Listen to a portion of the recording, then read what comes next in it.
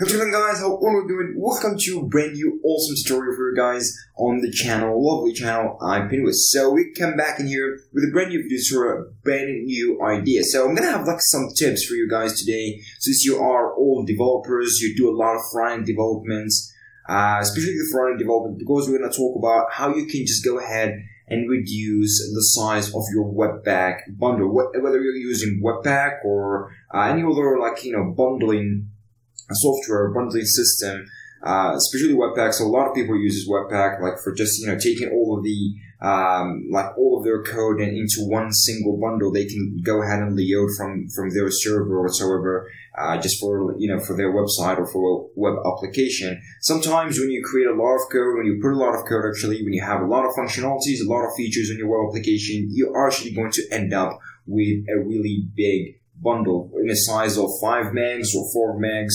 And when I say 4 megabytes, is actually a huge size when it comes to loading your web application from a web server, loading a file from a web server, while the actual client or the user, when tries to go, for example, iPress.com, the actual file going to be loaded or downloaded into his browser. As you know, this bundle, when it comes to a 5 megabytes, this is going to be really huge, and the user going to experience a lot of issues. Especially if he has slow connection, on a 3G or 4G. So there's plenty of things, plenty of cases actually going on behind the scenes, and you have got to reduce the bundle size. And there's a ways and tips to just go ahead and reduce the size, because you're probably doing a lot of coding that you don't really need. You're actually loading codes or third-party plugins that you don't actually require at all, but you still actually loaded them into your bundle. For example, node modules or third-party modules that you don't really actually need or don't really require, but you still putting it on your code. So let's just go ahead and jump into a project in here. I've created this project for you guys. It's super simple projects. It doesn't really have that much of things. So starting off with the structure of the project, where we have in here, I have a distribution folder. This distribution folder, Webpack gonna just take the application, the main entry point app.js from here, compile, bundle everything from node modules and everything, and this is the final output. And we've got an index.html. So this is it's our index.html thing, our web page, and we've got node modules for all the modules installed. We've got the src, and this is all of our source code or code base is being put as. And here we've got a utils. In the utils, we can get access the index. This is what I've got in the utils. We've got just a simple function gun and export this function. And this function, what it does, you have a collection of frameworks. For example, you connect into a database or something. Just want to just give you a real world example in here, and I try to grab something from it. So it's not really necessary thing, just something to test with. And I've got the Bootstrapper. The Bootstrapper, what it does pretty much what it says. It grabs the utils from there, and it calls the function that exports get front-end frameworks from the utils. And the other thing it does, it grabs the Lodash. So if you're not familiar with Lodash, Lodash is actually a utils module that has a lot of utils functions. So if you remember with that utils function, for example, you need a function that allows you to loop throughout your code, and gives you all the, you can find specific things on a specific object, and on-site nested objects. You can delete things from specific objects or from arrays, so on and so forth. So it works like a data structure thing. And Lodash is super, super good, but it has a low, or it has drawbacks and stuff like this. Because when you load in Lodash, it has a huge size. It has a lot of functionalities, a lot of functions being exported from Lodash. And we're trying to do something like this. This is really dangerous for your actual thing. The other thing in here, we're actually going to do, we've got a server just for testing. Let's say you have a server or something running in that, because the server is not going to be including the app.js. And finally, the app.js is just including the Bootstrapper, which basically includes the actual utils and bundles and everything. Now, for the Webpack configuration, it's pretty straightforward configuration. It's super simple. It's straightforward to the point. So we've got in here, we've got the entry point from the app.js. We've got the output to the app.js in here with some chunks we're going to talk about a little bit. And I'm using Bubble. If you're not familiar with Bubble, I don't know how to spell that correctly, but just for loading the actual JSX or loading the actual JavaScript code into this specific bundle and using ES6 and ES7 and all of the different features that we're actually going to use. So this is the basic Webpack. If you're not familiar with Webpack or something and you really want to learn about it, I have a full tutorial about it, how to do all the configuration and why it's super important. You're going to find it in the description, or just go to the channel and you're going to find it over there, or in the website iPrenez.com. So let's go ahead and starting off with the first step that you can probably just go ahead and reduce that. Before that, let me just go ahead and show you. I'm going to run npm run build to actually show you the final bundle we've got in here. And for the final bundle, it might take a little bit of time to actually bundle everything. And there we go. So this is the final bundle. We've got up.js. It has 613 kilobytes. And 613 kilobytes is not really a big deal, but still really huge to a small application like this. So we are doing a little bit of drawbacks that's, just giving us this huge size. So we've got to go ahead and reduce it with the specific things that we need to do with Webpack, installing some plugins and helping us, especially using the Webpack Analyzer. So for any of those things first, let's go ahead and start using the Webpack Analyzer. So the Webpack Analyzer actually allows you to go ahead, gives you a really awesome and smart user interface on your browser, like a web page. It opens a web page and it lets you know, or lets you see what are the dependencies, the huge dependencies on your projects. The node modules are being loaded into the bundle, and so on and so forth. So do that. Make sure to go ahead and install. So, and just run npm install Webpack. It's like Webpack bundle analyzer, and make sure to save it as a development dependency because this is only for development purposes. So this is all you've got to need to do. I did that, and make sure to go ahead and require in here and just access the bundle analyzer plugin. So this is all you're gonna need to do. Just go ahead and copy that and go the last section, and I'm assuming that you already know how to work with plugins and stuff. So plugins is an array, and I've got just to add the Webpack bundle analyzer. So this is all you're gonna need to do for Webpack bundle analyzer, just adding that.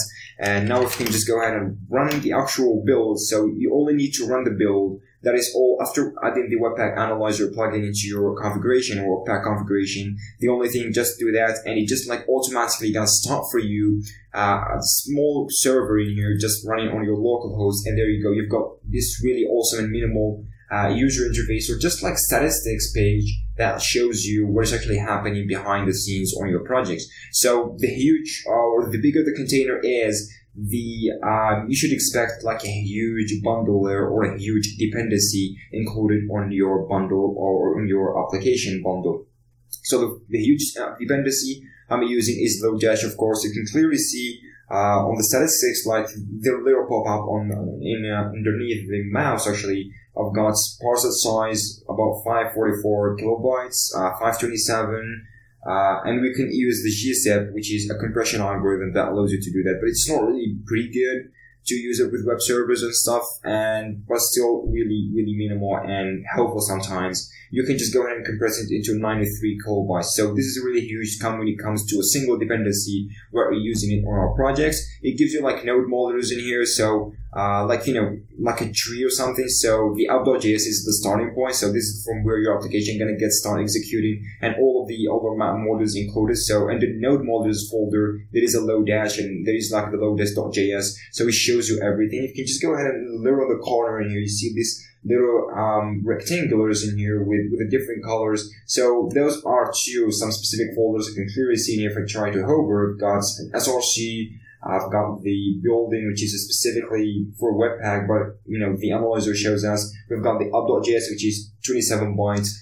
This is what I'm talking about. This is our app.js in here. It's showing everything. We've got underscore also installed _js, which is another cool library or a cool Node.js module that's the same as Lodash, but a little bit differently. So it has the same features as Lodash. So I would preferably use Lodash over underscore.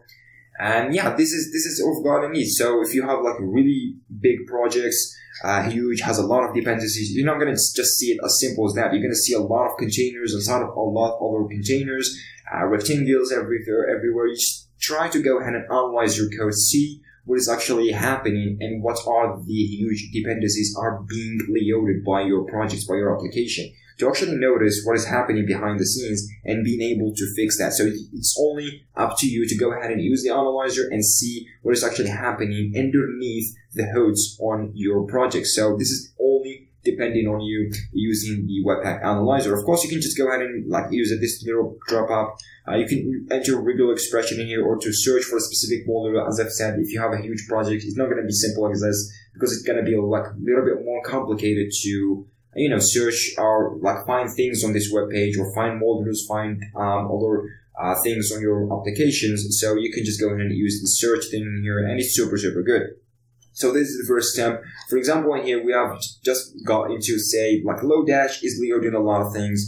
And if you can just take a look on your code, so if you were smart enough, you wouldn't just go ahead and like include everything from Lodash. And this is really common about people and developers when they they start with the node modules, they first just include everything, all of the exported features, even though they don't really need it, but they include everything in here, or like import everything from a specific module and just, you know, forget about it and move on and create older code and so on and so forth. So while this is really, really bad, if you just go ahead and jump into the index utils, into the index, I'm using Lodash and I'm using underscore. I'm going to talk about this a little bit in a second, since underscore in here. So if you take a look, underscore is not doing anything on our code. We're not using it. We're not doing anything about it. And it's just getting into the bundle. It has a 60 or 56 kilobytes, which is pretty huge. So since we don't really need it, so this is called an unnecessary dependency. So we've got to go ahead and remove it. So the first step, just, you know, locate your unnecessary dependencies and try to remove it from your code.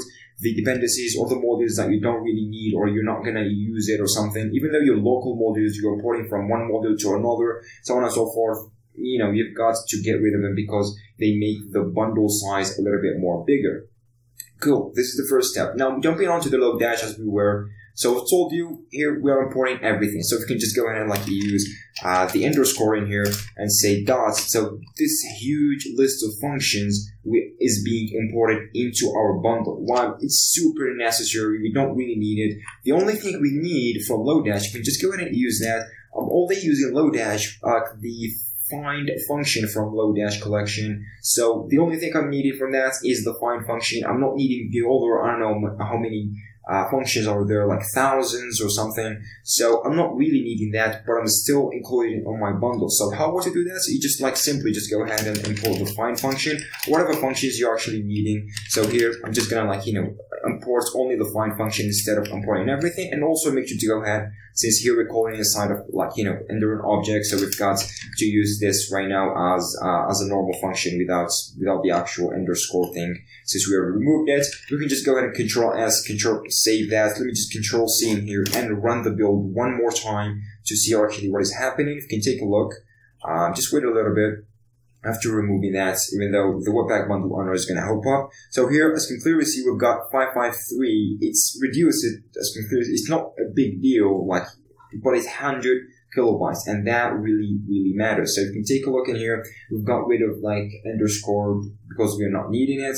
Lodash is still there, but it's not doing a lot of things as it was before that. So it's super good. As I've told you, it's super, super awesome. Now, the other thing I'm going to talk about is when I go jump into the Bootstrapper.js, as you can clearly see, I'm loading or including or importing Lodash, and I'm importing it too under the index.jl or index.js under the utils folder. So I'm importing the same thing twice in here. While Webpack is not really smart, we have to tell it like a specific configuration to go ahead and extract those redundant dependencies into a specific file. So it doesn't like include, whenever it finds this, it goes and it finds Lodash in the node modules, it grabs the whole source code and put it in here, and it does the same for the index.html. Whenever it finds that, it does the same thing. So we have to tell Webpack specifically to just go ahead, and whenever it finds that, it just like extracts a specific file for it, a specific bundle, dependent bundle from our bundle app.js in here, and then we can use it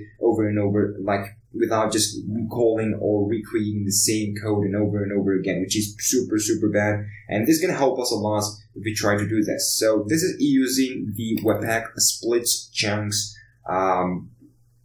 I don't know, configuration or something like this. So we've got to need to get rid of the Webpack Analyzer because we don't need it anymore. And let me just go ahead and grab that really quick. I've got it from the other monitor here, so I can just go and copy paste it. So into the optimization, I'm talking about Webpack version 4 because this works for Webpack version 4. I don't know about the older versions. It doesn't actually support the same configuration schema in here, but they're a little bit different.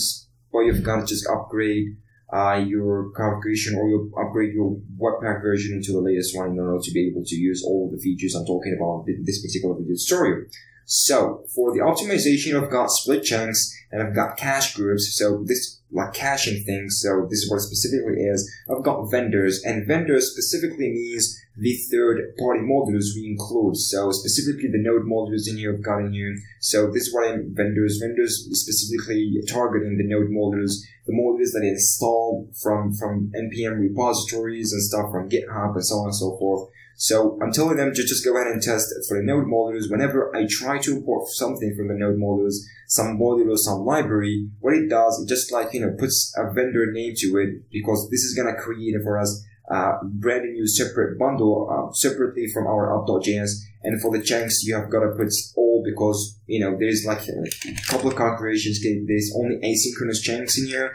There's like initial only for the initial start and so on and so forth. But we need everything to go into a single bundle. Now, since we've got a redundant thing in here, this should help us a lot. So if you can just go ahead, Control S, try to get rid of this.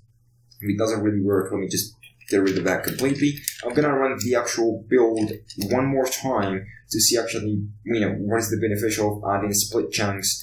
And this split chunks is a brand new feature actually on the versions 4 as I've told you. So here we go. As you can clearly see in here, I've got two specific bundles. The first one is, still the same app.js with an 876 kilobytes, so a huge reduce. But we have got another complete thing, which is the vendor.js. It has 547 kilobytes.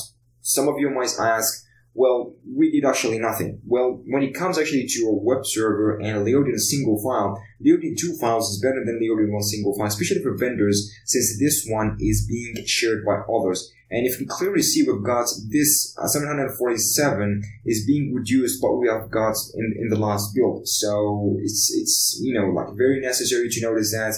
And here we've got everything redundant and everything just separated from our source code. So this represents our source code, and this represents everything we require from the node modules folder and the third-party modules we actually include in our project. So yeah, it's super, super important. One thing you need to notice, after creating that, so you can clearly see we've got vendor.js in here. Make sure to go ahead and enter index.html and enter the scripts, add another script tag, and for there, you've got to include the vendor.js as well, because, you've got to include that. Make sure to include the app.js first, then the vendor.js. Secondly, Control S, just going back into the actual, application you've got in here.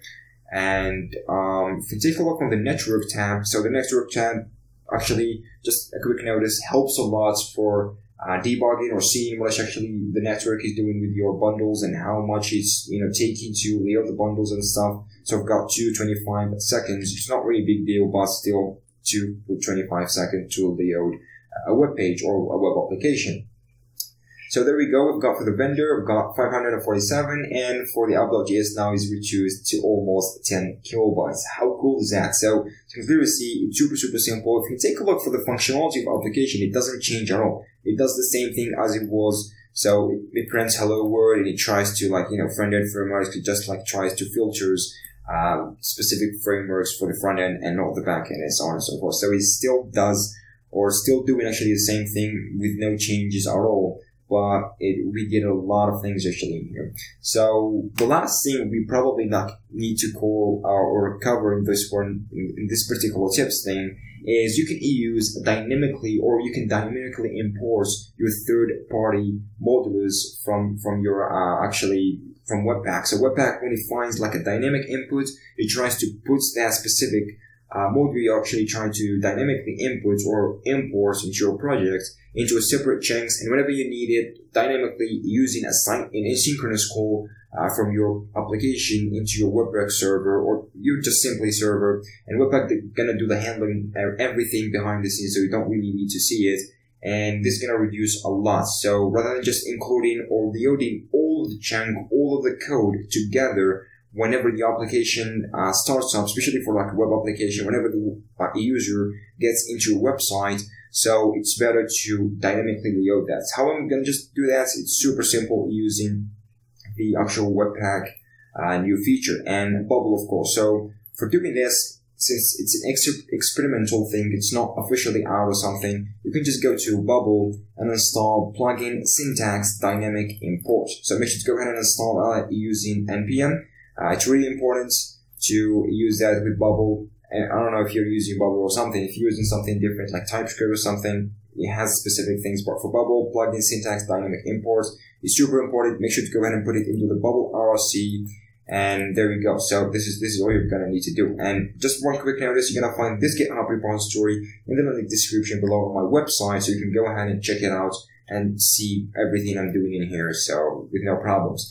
So what I was just talking in here, when I call this function what I want to get the find in here without just, getting on the startup dynamically. So using the same ES6 syntax, like instead of to import everything from whatever, we do the same thing in here, but we use it or treat it as a function. So you put it like parentheses to tell it that this is a function. And inside of this function, you've got to put what is the module you want to import. And it's smart enough to know from like node modules. And whenever you find that, what it does, it returns a promise. So if you're not familiar with promises are actually a specific data structure that, or methods that gets actually, resolved once the asynchronous call gets resolved. I have like videos as well on the channel. Make sure to go ahead and see it if you're not familiar with that.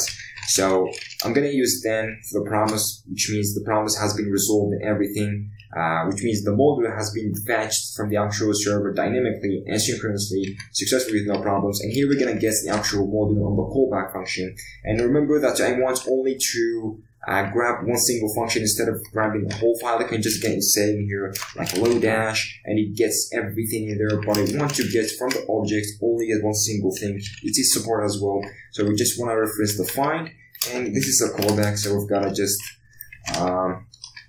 use that really quick.